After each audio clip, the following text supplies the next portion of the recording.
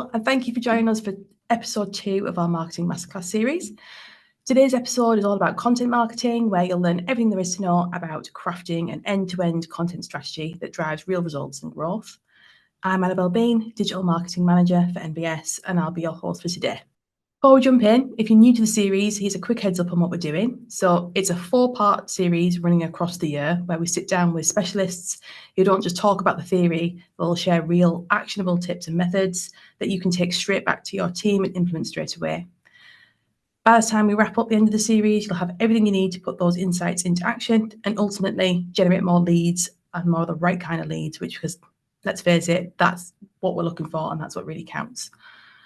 The first episode was about customer experience and audience profiling. If you missed that one, it's on demand now on our website. So go ahead, pop over and give it a watch. So let's meet our speakers. You've already met me. I'm Annabelle Bean, Digital Marketing Manager for MBS, and I lead on the digital and the content strategy for MBS, and I'll be running today's session. And I'm absolutely delighted to introduce Eva Woode to you today. She's a founder of Edify Content Studio. She's super experienced, having worked in marketing roles across both the UK and in Sweden. She set up her business Edify in 2017, specialising in creating content for specification marketing. And since then, she's become a really recognised voice in the industry. So a huge welcome to you, Eva. Thank you for joining us. Thank you. Thanks, Annabelle. Before we start, here's a few housekeeping points. The webinar should last around 45 minutes to an hour. Microphones will be switched off throughout, but we'd love to hear from you. So if you have any questions, do pop them in the chat box and we'll answer as many as we can at the end. At the end of the session, we'll send you a recording and an exclusive toolkit with all the highlights, tips and templates afterwards. So don't feel like you need to note take, we'll send you everything at the end. So that's enough from me. Over to you, Eva. Thank you, Annabelle. I'm really pleased to be here, really exciting.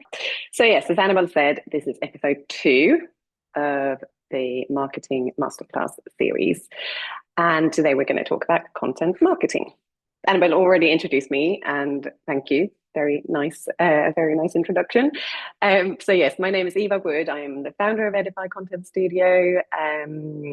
I set up the agency after a number of years working for manufacturers, both in the UK and Sweden, as Annabelle said, within marketing functions.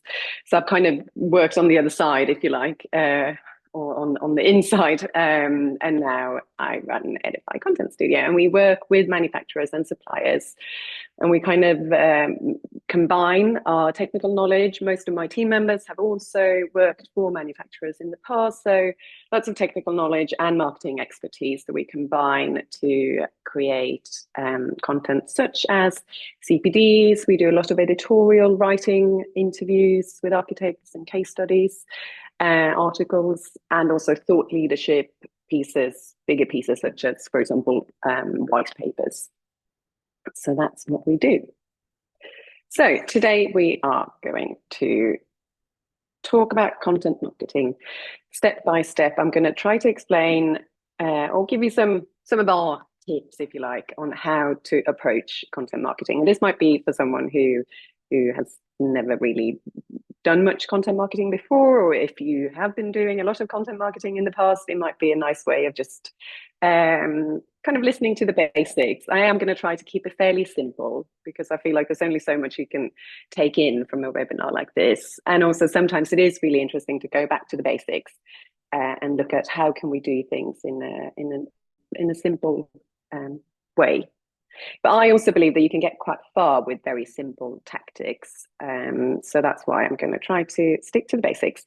And I think with all content marketing, the goal is, or what you're trying to achieve ultimately, of course, is to generate leads.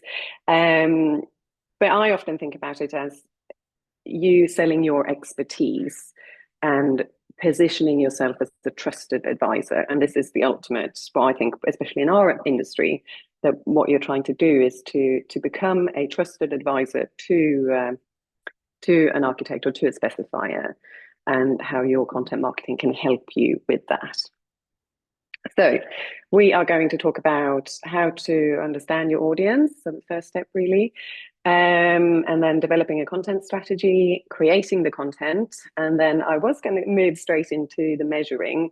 I've thrown in marketing in there, and I'll come to that later on. It's a bit of a bonus. And for each section, I'm going to talk about. I'll start off with talking about what and why. So what I mean with understanding your audience and why you should do that. And then I'll give you three top tips from us here at Edify Content Studio. And then I will show you some examples, some of our work or some examples, some stories that I've picked up when talking to other manufacturers and suppliers. So that's what we're going to do. So let's start with understanding your audience. So I think that most important thing to start with when it comes to content marketing is to really understand your audience, to understand what their problems are, what keeps them up at night, if you like, because that's going to give you the information and the knowledge, so you know that these are the problems that I can be helping them with my content. But also, and perhaps just as important, it's good to understand what they already know. And I sometimes see manufacturers in their content marketing, I would say maybe bordering on being a little bit patronizing, if you like, towards architects and interior designers. So I think it's just as important as understanding what their problems are. It's important to be able to put your content at the right level. So you need to understand what they already know. And from there, okay, this is the gap. This is what I need to be teaching them or telling them about. And why is that important? Why is it important to understand your audience? Well, it will help. Of course, it will help you with your content creation. You will become much more focused in your marketing. And by getting it right and by really managing to answer that problem that a specifier has, or to help them with that problem, it will increase engagement and it will for sure help you position yourself as a trusted advisor. So it will build kind of engagement and trust. And I've added a point here that I think this potentially is this whole idea of understanding your audience and understanding what problems they face is potentially even more important in our industry, in the construction industry, because some of the problems that our customers, that the specifiers that we're trying to market to, some of the problems that they face are really particular and really nuanced. So you might, if you get it slightly wrong, that might, I don't know if I should go as far as saying that might annoy a specifier, but it's quite easy to get it a little bit wrong. You might be answering a question that they didn't quite have, but they had a similar question. So I think it's because it's so technical, and obviously often we're talking about building safety as well, and so specific. So I think it's even more important for us to make sure that we really understand our audience. And just a note, I don't know if I've presented at RIBA CPD roadshows, or not roadshows, CPD providers conferences before. So if you've seen my presentations before, you know that I like to use really cheesy stock photography. So I've done that throughout. I'll show you my favorite, the worst one later on. So yeah, so you can enjoy some really cringe stock photography as we go through the presentation. Right, so that was the what and why, understanding your audience. Moving into our 3 top tips. So my number 1 tip is to avoid the our products mindset, if you like. It's very easy if you work, you're thinking about your products every day, if you work for a manufacturer or a supplier, and it's very easy to start thinking about what you want to communicate about your products or about your new innovations or some other news related to your product or to your company. However, I think it's very important to turn that around and think about what the architect or what the specifier needs and wants first, before thinking about what you want to say about your products. So yeah, so very easy to get caught in that kind of trap of our products mindset, and I think it's important to avoid that. And then second tip is to utilize in-house experience and knowledge. So I'm pretty sure that all of you will have someone in your company, or several people for sure in your company, who knows someone who knows specifiers really well, and who talks to specifiers on a regular basis, and actually already knows what their problems are and what questions they want answered. So that might be someone in your technical team. I don't know if you have a product where you need to go on site sometimes. It might be that person, or it might be your sales or your business development team, or even after sales. So I think utilize, when you're trying to understand your audience, speak to people within your company, because they will already know what a specifier needs from you. And then it's an obvious one, but speak to specifiers. I, having worked in marketing myself, and we obviously our clients, we work with loads of marketing teams. And I think it's easy to you're so busy, and it's easy to never get that time to actually go out and speak to specifiers. So I would say make that a priority. Maybe see it as your own or your marketing team's CPD hours. And if you can't go out and speak to them, I would suggest you can subscribe to the Architect's Journal, the AJ magazine, read about projects, or you can follow them on social media, or you can watch them. There are loads of webinars where you get architects talking about their projects and presenting. So I think you allow time to get to know specifiers and listen to them talk about their projects and their work. And by doing so, you will for sure learn more about what they need from you. Okay, so understanding your audience, and I'll give you some examples here. So we at Edify Content Studio, we have a newsletter. So we interview an architect or an interior designer once a month. And we ask them 3 questions. So what's the most memorable CPD that you've attended and why? And second question, what makes a case study useful for you? And the third question is, if you could give one piece of advice to building product brands about how to communicate with architects or interior designers, what would that piece of advice be? And then we send that out as a newsletter, because that's our way of understanding our audience, I guess our clients' audience in a way. So I just wanted to give some nuggets from that newsletter, if you don't subscribe already. So we had an architect who shared how a visual of a 5-step process for specifying ironmongery has really stuck with her. So she had listened to a CPD, and within that CPD, the manufacturer had explained and shown a 5-step process. This is step by step how you can best specify ironmongery. And then afterwards, after that CPD, the manufacturer had sent that out as a visual, just as a PDF or a JPEG, I assume. And she told us that she saved that on her computer, and she still uses that, even though the CPD was ages ago. She still uses that attachment, that step-by-step process that shows her how to specify. So whenever she needs to specify ironmongery, she opens that, and she's shared it with her colleagues as well. So I thought that was a really interesting, both telling us that, very simplified, kind of simplify the specification process and guide people through that in the CPD. It's a clever thing to do, but also the idea of sharing a process or a step-by-step process as a visual for people to save on their computer is also, I think, interesting. Another one, an architect told us about the importance of clear data in case studies around cost points and sustainability credentials.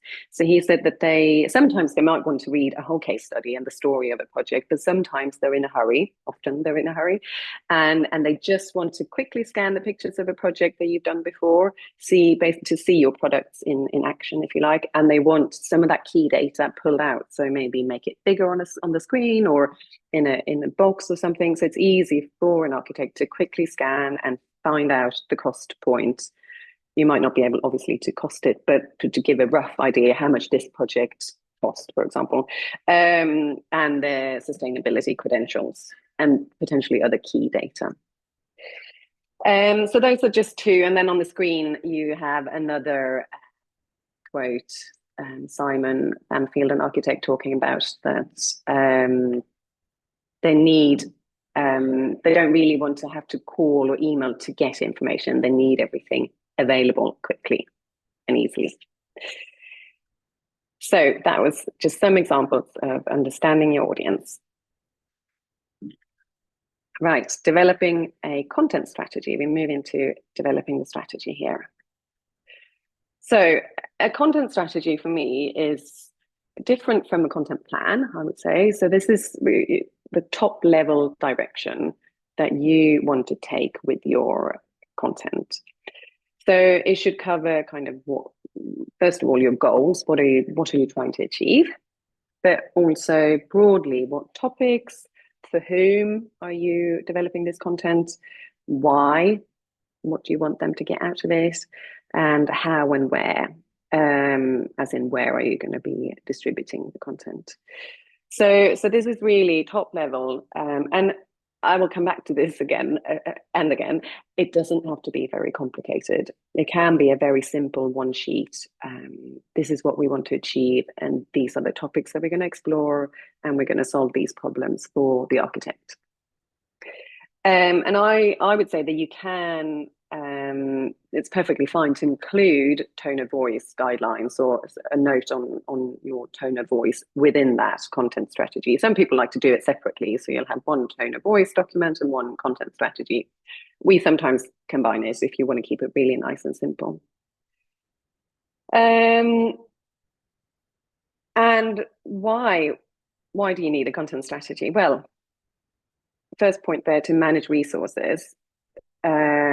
Obviously, working in marketing is quite easy to, there are a lot of shiny objects around, so it's quite easy to sign up to another project, or someone suggests that you're going to go to this trade show or do something else.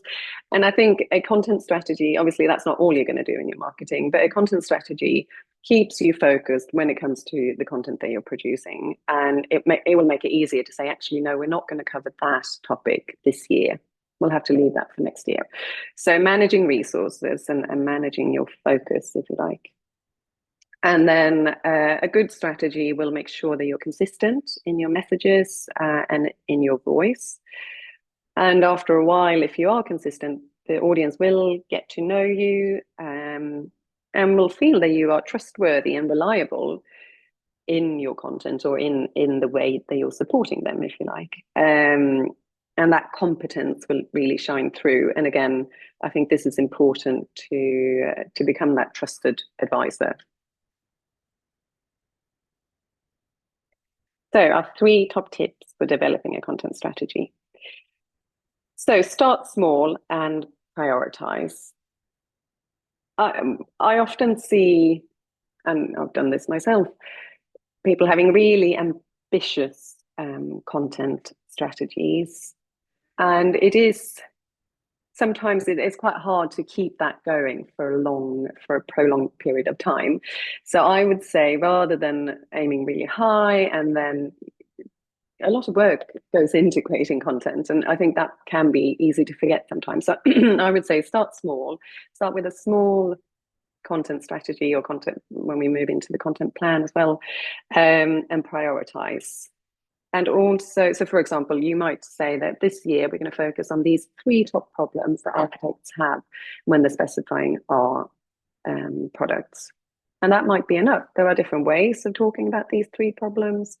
And maybe that is enough for this one year. So that's my first tip. But also to work with themes and repurpose. And if you combine the idea of starting small and prioritizing, and the idea of working with themes and repurposing, you can, for example, say that, I don't know, this year we're going to focus on these 3 problems that architects have when they specify a product, and we're going to create a CPD that covers these 3 problems. Right, so that will be our main piece of content, this new big CPD that we're going to launch. And within the CPD, we're going to show some examples. Maybe we're going to include 3 case studies to explain the problems that we were talking about. But from there, so you've created that CPD. Within the CPD, you're covering some projects or some case studies, and you're answering questions to do with 3 main problems. From that CPD, you can then pull out and create some blog posts, for example, if you have a blog or somewhere on your website. Those case studies that you put into your CPD, they can be standalone case studies, maybe summarized case studies on your website. And those, perhaps the architects that you worked with for those 3 projects, you could interview them. And that could be a standalone little interview or some quotes on your website, on your blog. There might be useful snippets or even some fun visuals that you've used in your CPD that you could save as a visual on its own and use as a post or as a social media post, for example. And I can promise you that from a CPD, you can get lots of little snippets to use for social media as well. You could just use a sentence here and there that you've used in your CPD.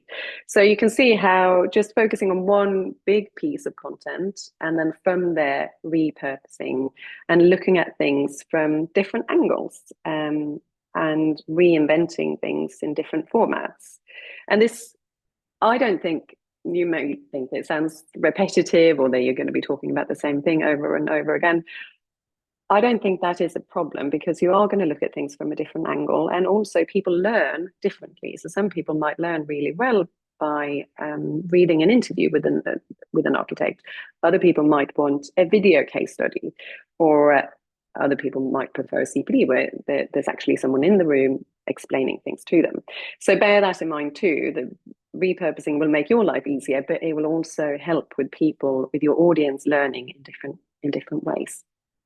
And then a third tip here when you're developing your strategy, align with sales. And I'm going to come back to this, but if you make sure that your content strategy is aligned with the sales strategy and ask your business development team maybe what their goal is.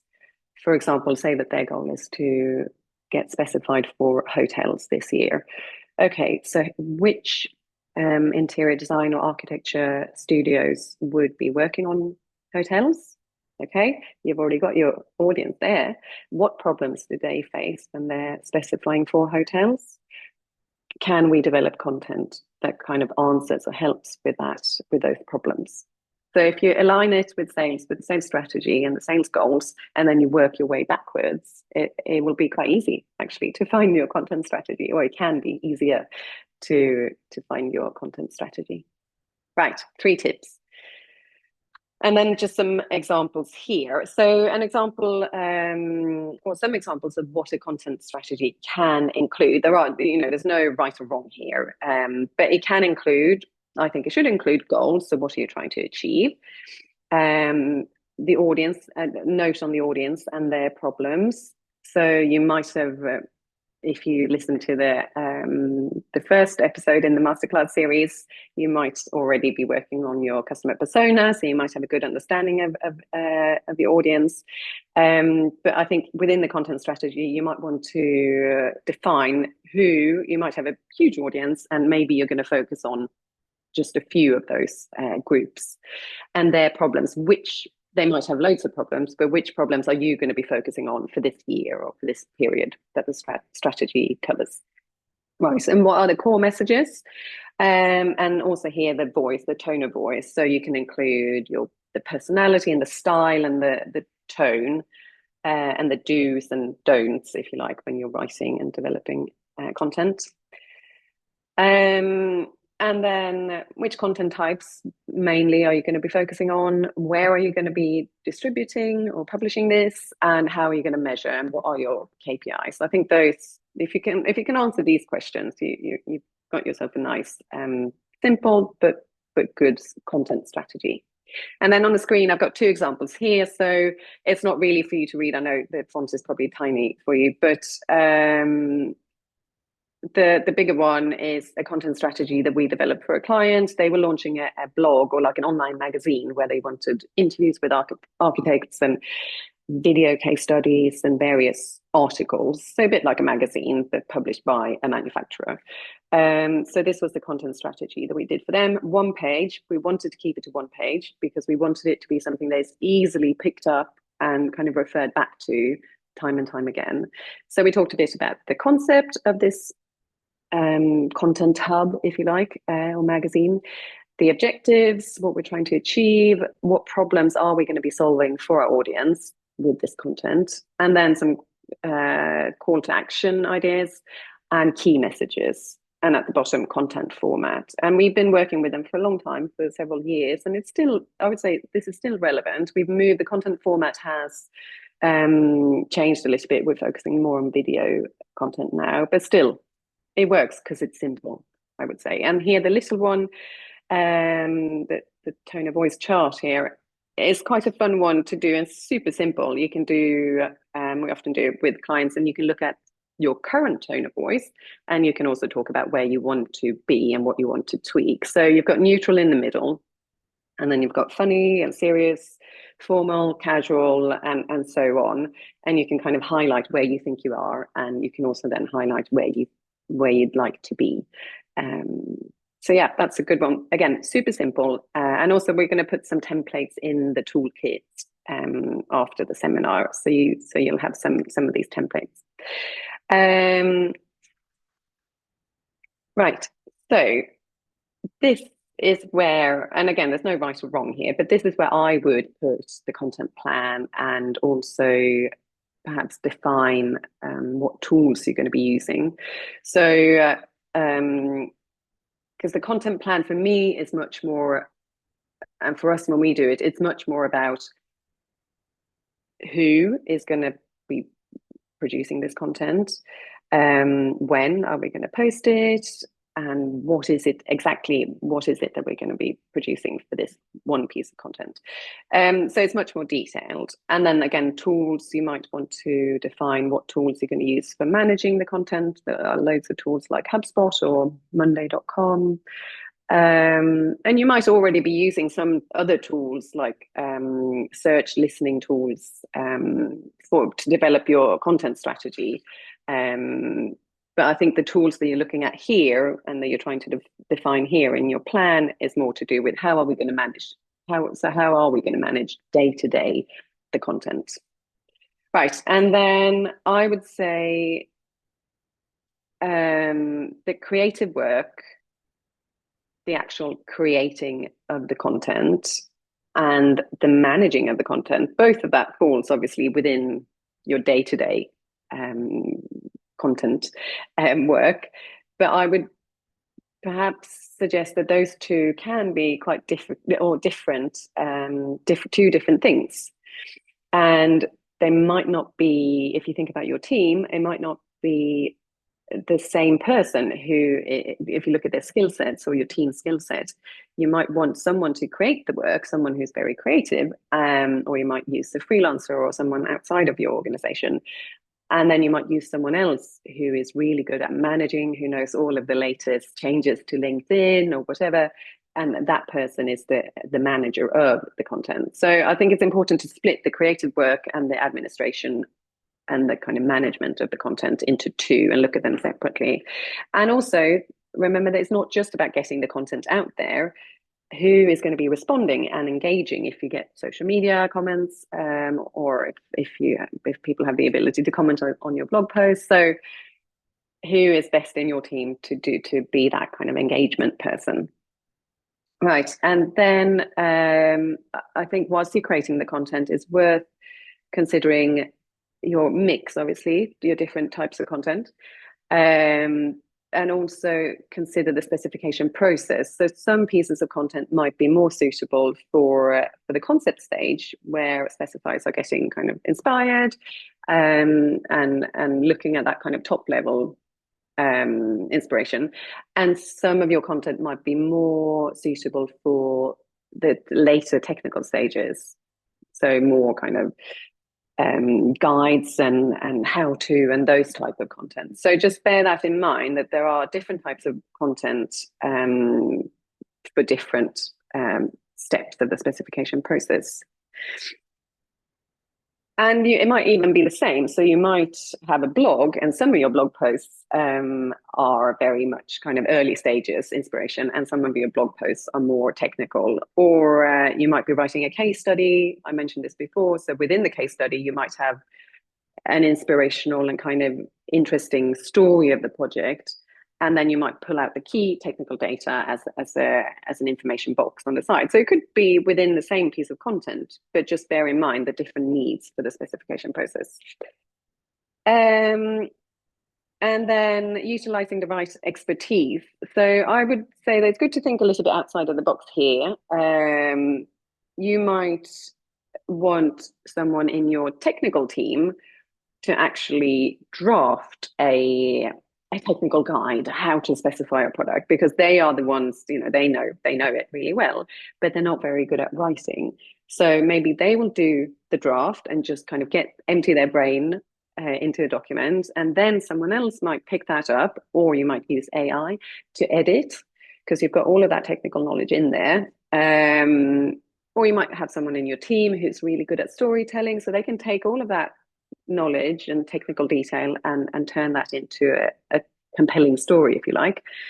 And then you might want to use, I don't know, a freelancer or someone external who is an illustrator that is really good, that you've worked with before or that you trust, and get them to create an illustration that goes with this specification guide. So think a bit broader about your team, I would say. It's quite an important thing to do. So, top tips. Before you start any content creation, define your topic and narrative. We do this all the time, and I think it's really, really important, because even if it's a blog post or if it's a video or a white paper, be really clear. This is what we're going to cover, and this is the journey that the reader or the viewer is going to take from A to, I don't know, Z, or how, from the steps that you're going to go through. Because I think all content, in a way, is storytelling. And I think that goes for technical content too, that you are telling a story. You're kind of trying to draw someone in, and I'm going to teach you something, or I'm going to explain something to you. So first of all, before you even start developing this content, be clear on how you're going to do that and the steps that you're going to take throughout the story. And that will also help keep you to the point and not kind of waffle and go off the topic, if you like. And then team of creatives, I mentioned this before. If you want to create fun and dynamic content, you will need a team of creatives. So you might need someone who's really good at videos, a photographer that you trust. Again, I mentioned illustrations. You might need someone who's really good at infographics, for example. And it doesn't have to be super expensive. There are lots of freelancers out there, or people who, especially if you work with them over a period of time, and I'll come to batching as my next tip, can give you good value pieces of creative content. So I think be open to having a team or your little black book of kind of contacts. And then batching. Batching is like the best kept secret in content marketing. And I think it's so easy, and we do this too. We have 2 newsletters that I'll talk about later on. I mentioned one already. And it's so easy to think, okay, we're writing the newsletter for, what month are we in? May. We're writing it in May, or if you're very organized, maybe in April, ready for May. And then next month, we're going to write the next newsletter.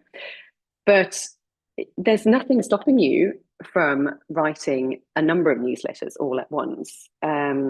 Yes, sometimes you might want to cover something that has just happened, some changes in regulations, but a lot of the time in our industry, it's kind of stuff that is evergreen, that you can write about some technical details about your product in January, and they're still going to be valid in May. So by batching, it will be easier to keep going with your content plan. And I said that we interview an architect once a month, and we send out a newsletter. And I lied, because we don't interview an architect once a month. We do a few architects. We interview a few architects, And then we kind of pre-schedule that. And then we might run out after a few months, and then we do another kind of batching of that. So and it does take away some of the stress, the day-to-day stress, knowing that I've got 6 months worth of newsletters already lined up, for example. And you can also do this with like a photographer. You might get a better price if you want to develop 6 case studies this year. So you book a photographer for 6 days. They're going to go to 6 different projects and do photo shoots. That will most likely give you a better price than booking them once a month or once a quarter or something. And then so you could do that in November, December, and then you have your case studies ready for the following year, and you can just kind of drip feed. So batching. And then creating the content. I just wanted to show some examples of the types of content that you can be creating. So we've got a CPD to the bottom left here, and then the Alesta BioCore, and the green one is actually, it's one of our clients, a powder coating manufacturer, launched a new innovation that was it's bio-based, so it's a big thing for them. So this is somewhere between a sales presentation and a CPD. It's commercial because it's about them and their innovation, but we're breaking it down and we're talking about the science of that innovation. So you can do CPDs. They always have to be neutral and educational, but you can also, there might be a place for you. We sometimes call them, just our team, we call them lunch and learn presentations. So you might also want to create a lunch and learn because some of your innovations are potentially really interesting to talk about. So a bit more commercial. And then here's an example of, bottom right, an example of a case study. The Royal College of Surgeons that one of our clients supplied timber panels to. So we've written about that project and interviewed the architects. And then that was posted on their blog or kind of online magazine. But then they also, and this was I think it was about 6 months later, wanted a video case study. So we revisited that project. And you can see the video here. So we got the architect on site and got him to answer some more questions and a bit more technical, and created a short video about it. So this is also an example of how you can repurpose or how you can look at a project or a topic from different angles and different formats. Right, and here we have a CPD at the top with Halfwoods. And this one is an interesting one because it's actually a CPD that we created from interviews. So we interviewed Halfwoods. We wanted to look at how the flooring industry is moving towards circularity. So we interviewed Halfwoods, we interviewed some architects and property developers, and then the answers from those interviews became a CPD that we edited and kind of, worked with. But those interviews were also used for blog posts, for example. So yeah, you can approach CPDs in different ways, and that's an example of repurposing. And then just the left and right here showing how you can use illustrations to explain fairly technical topics. So the left one is the wood panel manufacturer, and the CPD here talks about which type of panel to use for which application. And the right one is an overview of a manufacturing process of brassware. And here in the middle is a white paper. We worked with Stora Enso, who are a mass timber supplier, and wrote about a really prestigious project that they've been involved with and the life cycle analysis of that project. So quite technical, lots of data, and we tried to turn that into a story with technical bits pulled out, but also some interviews with architects and the property developer. And I touched on this earlier, so creating the content and thinking about the different stages of the specification process.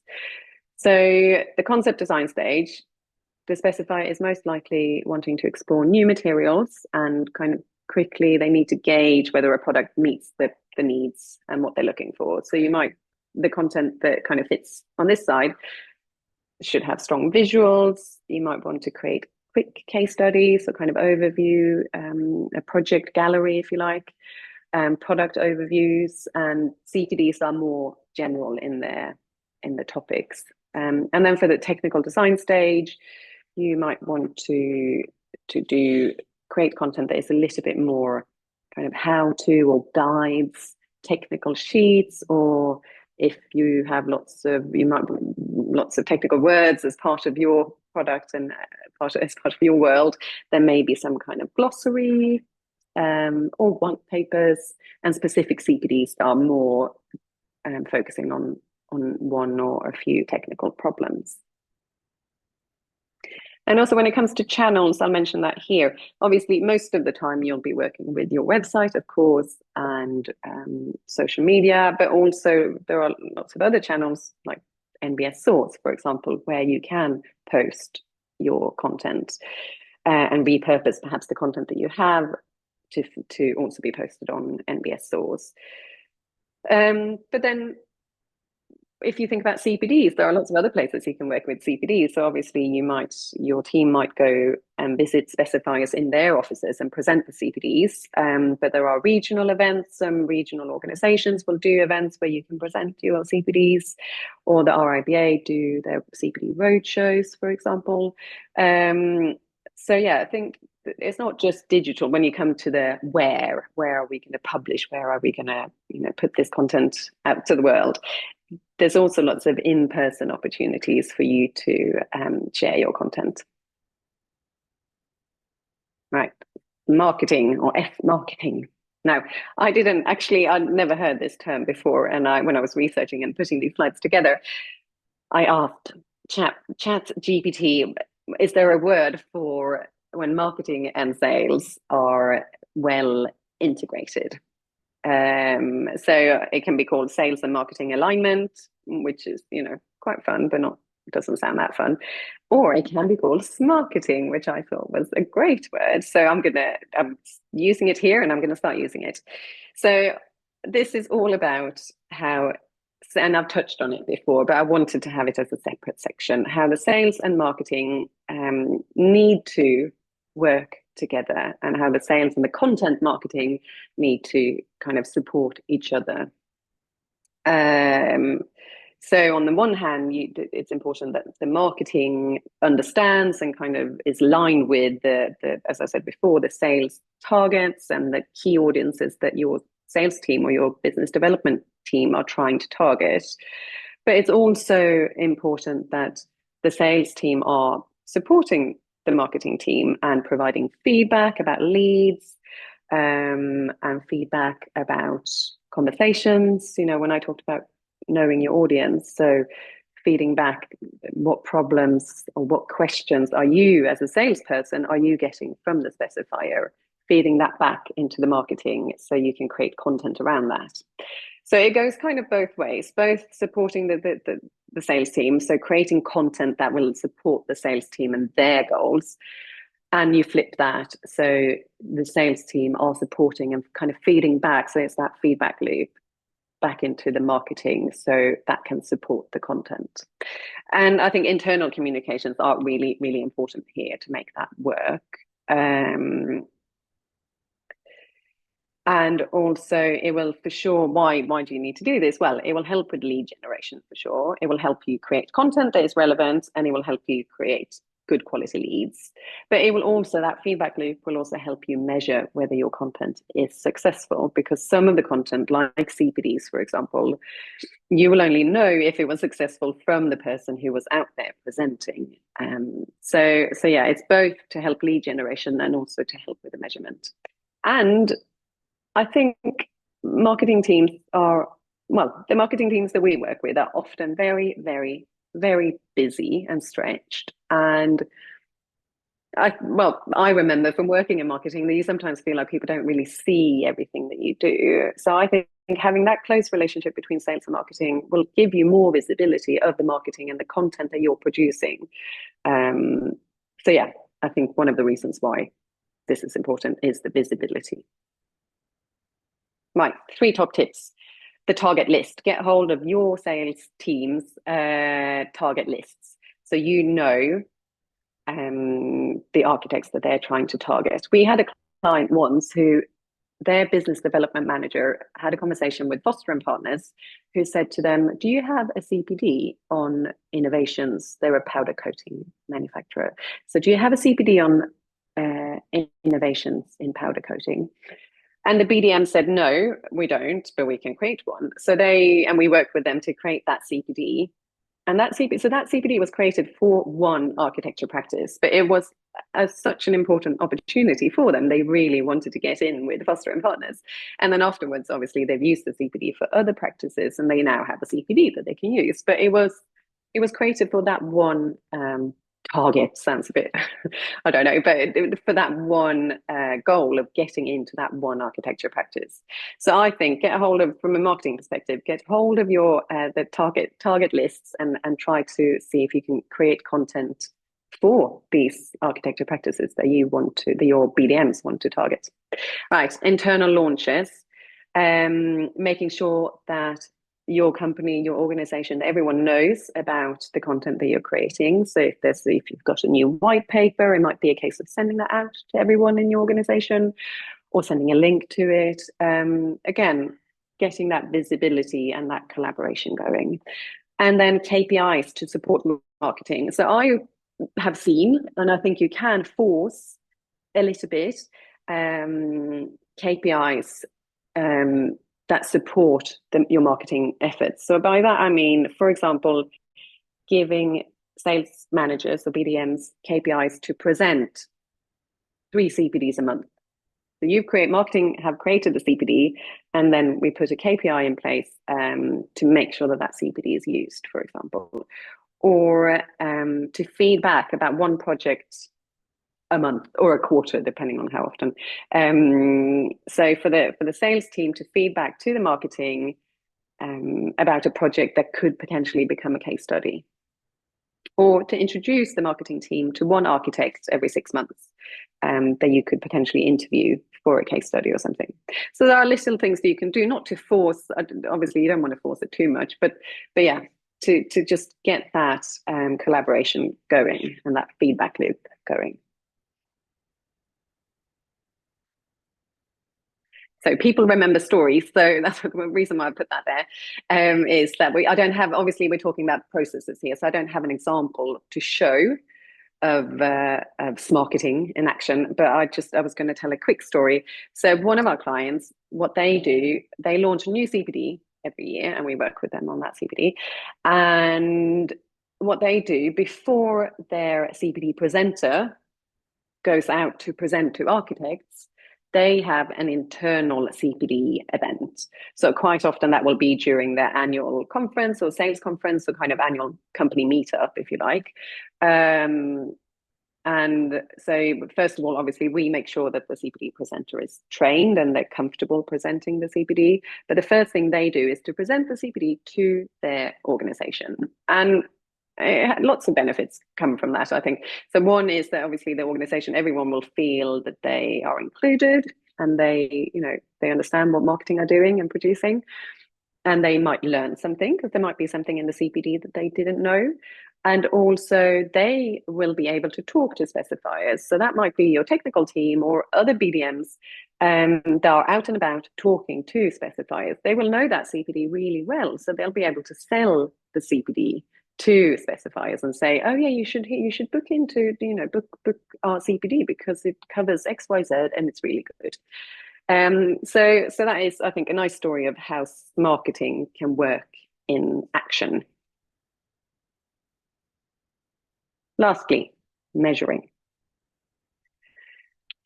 So, of course, you want to be measuring the key metrics, the usuals, so your web traffic and your reach, your engagement, perhaps your SEO performance, and also lead generation. And I've put lead generation here and I've put careful in front of it. So yes, you do want to capture people, and you want to include forms and newsletter signups and gated content potentially.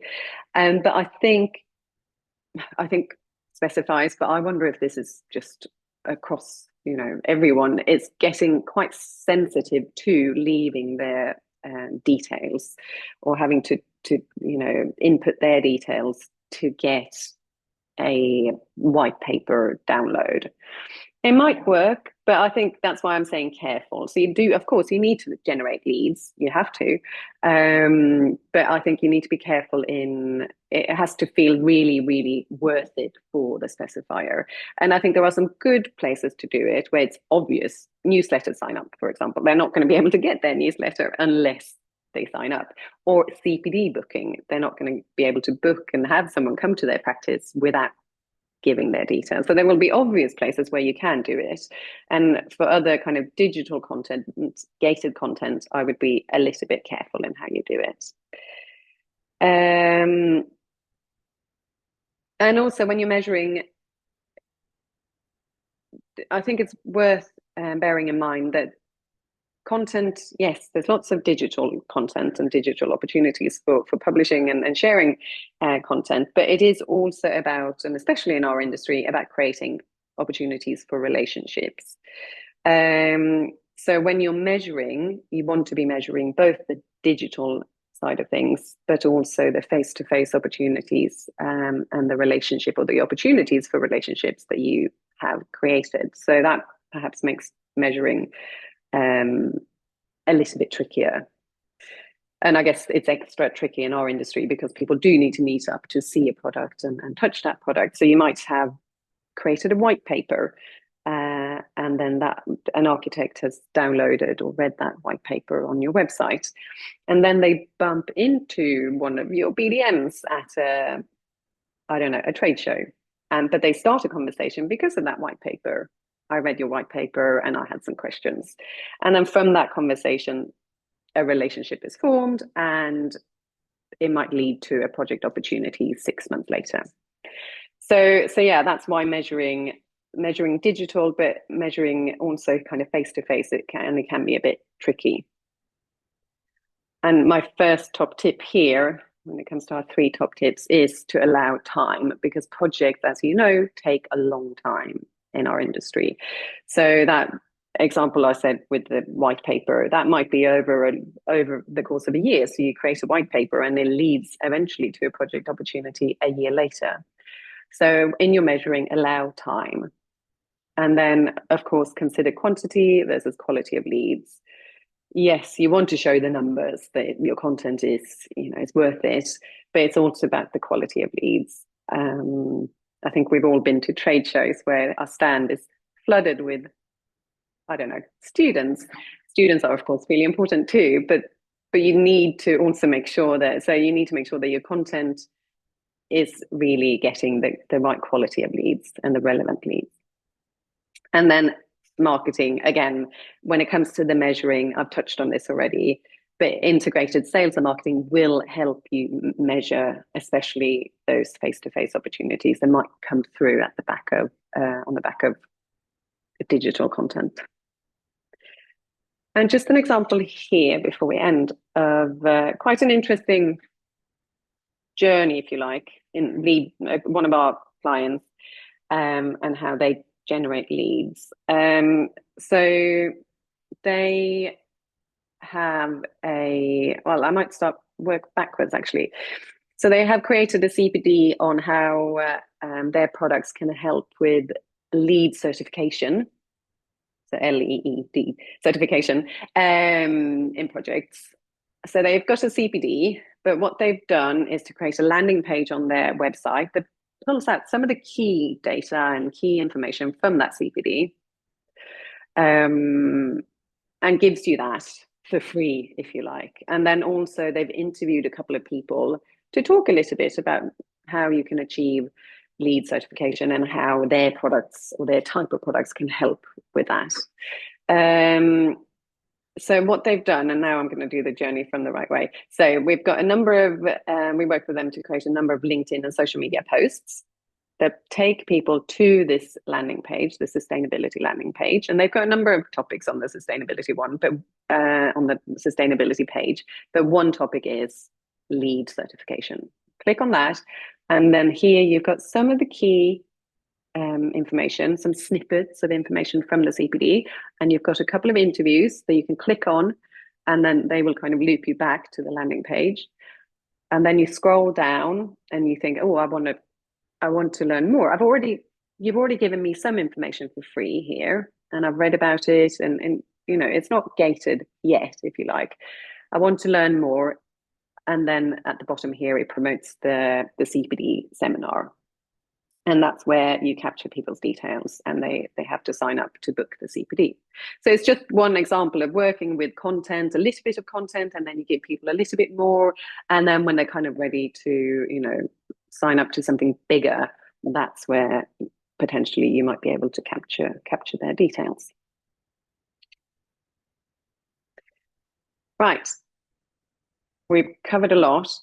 I'll summarize quickly. And here, oh yeah, I was going to tell you which one. My favorite one is the high five picture at the bottom here. I think that's extra cringe. Yes. So I've got all the stock photography images here, and from that, I'm going to try to summarize. So we started with understanding your audience, that one, and we talked about avoiding the our products mindset, and we talked about utilizing the knowledge that you might have in-house. People already know your audience, and to keep that curiosity going and make sure that you spend time learning about your audience as much as possible. And then we moved on to the strategy there, and we talked about starting small. We talked about themes and repurposing, and also how you can work backwards, look at what your sales strategy is, and then work backwards to create your content strategy. Right, and then we talked about creating content, this one. Make sure that you really define what you're going to create and the narrative before you start working. Have a think about working with a team of creatives to utilize people's skill sets.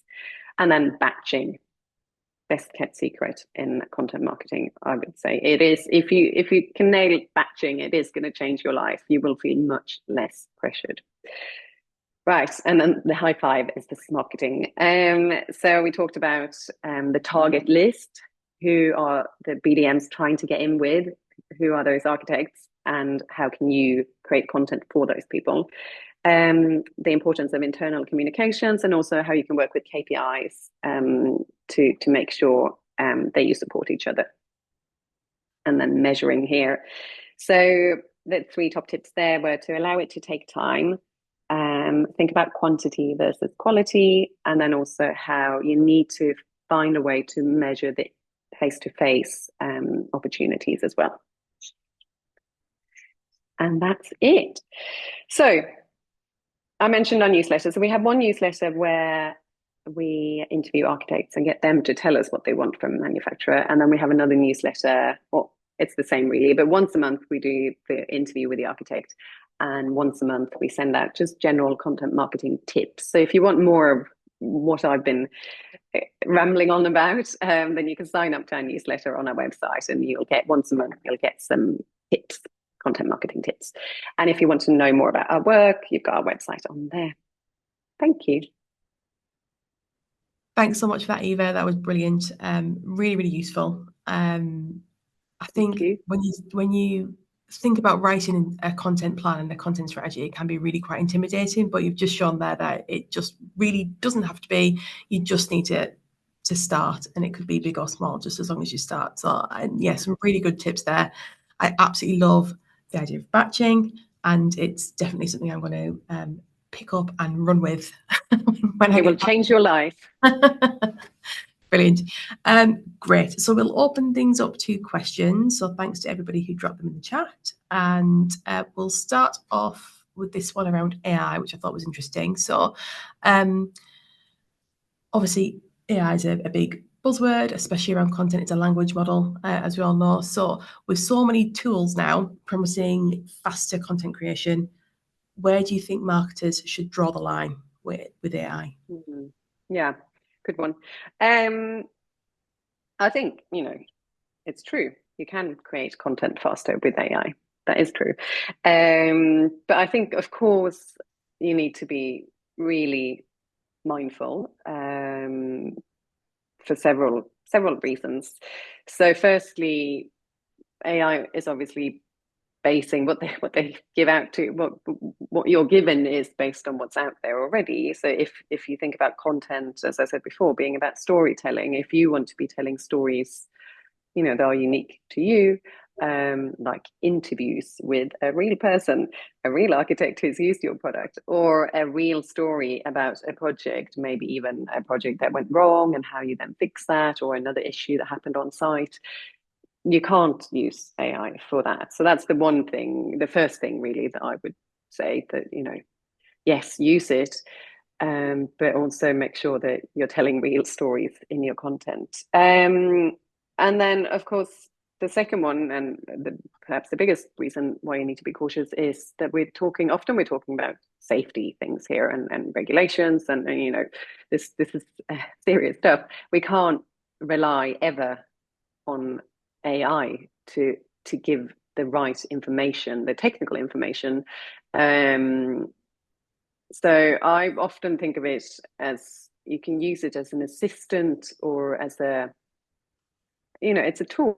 So I wouldn't be worried if someone in your technical team who knows your product and knows your regulations really well uses AI to put together a blog post or a guide, a specification guide, because they know, so they can check and they can make sure. They will say, okay, this is the information that I want to cover, and this is, these are the regulations, this is what you need to be aware of, and then AI will potentially help craft that into something, in terms of just editing and writing it, because that person has that knowledge. So the technical person has the knowledge, they know what to put in, and they can check that everything is technically and factually correct.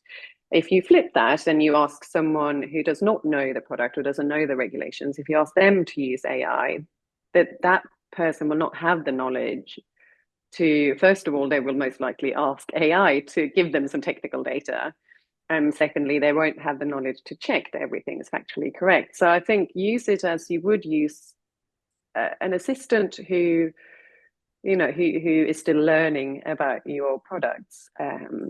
So yeah, for sure, it's really good to use. It will speed things up, but you need to make sure that you have the knowledge needs to be with you, if that makes sense.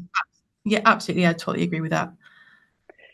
Yeah, I think it's a great tool, and it will change, or it is changing already, content marketing, to make things a little bit easier and quicker. Yeah, I totally agree with that. As you say, AI is an assistant; it's not an expert. So it's only as good as the resources it learns from. So it's really good for like shortening words. If you've got a word count that you need to get down, it's good for things like that. But you can't trust it to be a subject expert. It's a language model, and it draws from resources all over the web. And we can't, it's only as good as what it learns from, like I said. So yeah, brilliant. The next question we had was, I'll just read it out. We often hear about understanding what the audience wants, but how can teams figure out what their audience doesn't want or need to hear? Oh yeah, because I did mention that I think that's just as important, to understand what they don't need, or what they already know, if you like. I think that is for someone within your marketing team to understand that. I think they will need to listen to the types of questions and conversations that specifiers are having around your product. So I think coming along to meetings with the BDM, if that's a possibility, or again having that close relationship with the BDM, so they can feed that information back. Because by the questions you receive from specifiers will, of course, it will also give you the information on where they're at in terms of their knowledge, and also what they don't need to know, because they're not asking about XYZ, they're asking about, I don't know, ABC. But I think that is something that takes time to build up. But by listening and really being there, you will build an understanding of what they don't need, and as well as what they do need.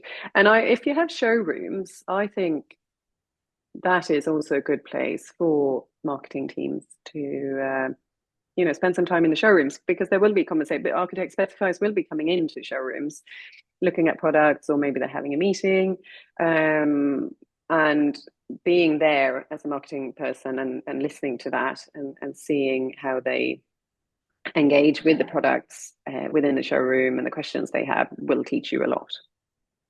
Yeah, absolutely. I think learning from those learnings, I suppose, as well. So there's nothing wrong with changing something that's just not working.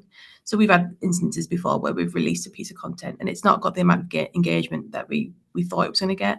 So you just take it back and then repurpose it to something that is going to work for you. Yeah, that's true. Yeah, brilliant. So the next question: how can marketing teams break down silos and work hand in hand with sales and technical teams? So it's going back to the marketing that you were talking about. So how can they break down these silos? Yeah, marketing. I think it's such a great term. The companies where I've seen this work well, I would say it's almost always come from the top. So it's been a decision, or a conscious effort from the directors, top level, that we want our marketing teams and our sales teams to work closely together. And I've also seen companies where it's not working so well, where they're not very well integrated, and you can sometimes sense that there's a bit of this I don't know how to put this politely, but the sales and marketing directors might not be getting on very well, and then that kind of trickles through down into the teams. So my first thing would be avoiding silos. Make sure that that's really embedded at top level. And then I think also people need to see the value of, obviously that's going to take a bit of time. If you as a marketeer, you have to speak to the sales team more often, or you have to come with them to some of their calls, that's going to take time out of the office for you, and vice versa. If the sales teams have to sit down and chat to the marketing, so I think it's about making sure that people see the value in that. So you might be wanting to do some education in, have a meeting where you explain this is how it will help us by working closely, and so on. And there are some pieces of content that are really good if you're trying to improve collaboration between sales and marketing in an organization. I would say, for example, a CPD project is a really good one, because the CPD is kind of cross-departmental in a way, because you have your technical team that might need to feed in. You've got marketing usually creating or managing that project. And then you've got the sales team, who are often going to be the CPD presenters. So that's an interesting project where people kind of have to collaborate. And the sales team are going to see the benefit of good CPD because they're going to be using it. Yes, of course, they're going to be using a brochure and they're going to be using other marketing materials. But I think the CPD is, I think that is a good project to try if you wanted to improve that collaboration. Or case study videos, maybe when you go on site. So your BDM might come along, the architect will be there, you're interviewing the architect, and the BDM gets, an opportunity. They might be included in that video too. They might say a few things, so you can interview them, interview the architect about the whole project. So they get an opportunity to shine, if you like. And you, as a marketeer, you're facilitating that. So there are types of content and content projects where that will help if you wanted to kind of create that collaboration. Brilliant. Thank you very much. So they're the main questions. I think that brings us close to time, so we'll leave that there. Any questions that you asked that we've not been able to cover, we'll get back to you separately after the session. So apologies, we had a couple of issues there with the cameras, but we seem to be up and running now anyway. So just before we wrap up, I just wanted to quickly share something exclusive for our attendees. So each masterclass in the series comes with its own toolkit, packed with recommendations, templates, and all the resources that we've talked about to help you put what you've learned into action. And by the end of all 4 masterclasses, you'll have a complete digital toolkit to help you build and execute the full marketing strategy from start to finish. So we'll send a link to the toolkit straight to your inbox along with the webinar recording. So just make sure you keep an eye out for that when it happens. Brilliant. And that's it from us. Huge thanks again to Eva for giving up her time and expertise. And thank you all for joining and sending your questions. Any questions we can get back to, we'll follow up directly to your inbox with a recording and the digital toolkit. And until next time, that's it. Thank you very much. Bye-bye.